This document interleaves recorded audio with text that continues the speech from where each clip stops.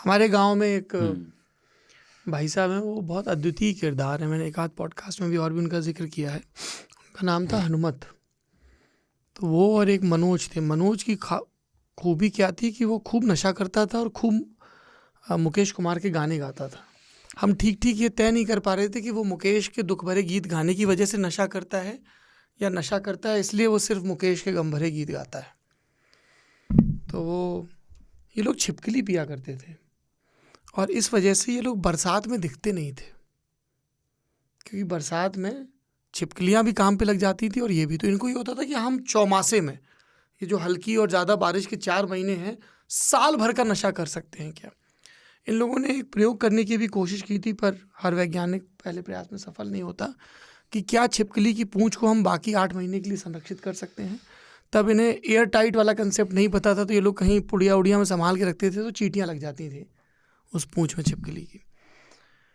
एक रोज़ क्या हुआ कि हनुमत गायब हो गया। और जो गांव में होता है कि गांव में रोज़ एक ब्रेकिंग न्यूज़ आती है। किसी का बच्चा गिर गया, किसी की भैंस भी आ गई, किसी की बहू ने सास को गुम्मा मार दिया, किसी ने मेड़ तोड़ ली, कुछ ना कुछ एक किसी के रिश्तेदार आ गए। तो ये सब खबर आई कि हनुमत गायब हो गए।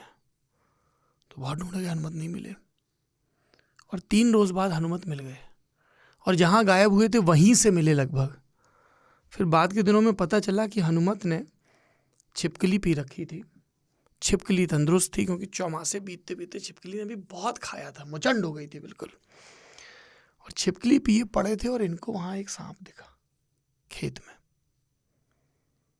बखराई खराई निपट चुकी थी, बवाई हो रखी थी। इनको ये आया ख्याल, और कितना देखिए कितना रैशनल ख्याल है, कि अगर छिपकली की पूंछ में इतना नशा होता है तो सांप की पुटरिया में कितना नशा होगा। बेहतरीन।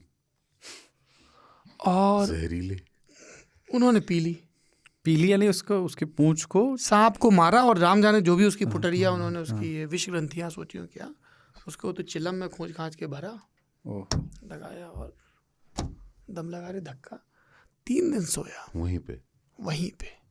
मतलब वहाँ से 5-1 मीटर दूर, तो जहाँ उसके पाए जाने की प्रायिकता सबसे कम होगी, इसलिए खोजा नहीं गया, वहीं पे। और 3 दिन बाद वो उठा, और उस दिन से हनुमत बदल गया। अब मनोज जो गाने गाता था, हनुमत भी वही गाने गाता है। एक किस्म की अतिरिक्त खनक आ गई उसके भीतर। तो जहर ने हनुमत को वाकई जहरीला कर दिया। छिपकली से याद आया, छिपकली में कली है, कली से ही गुल बनता है।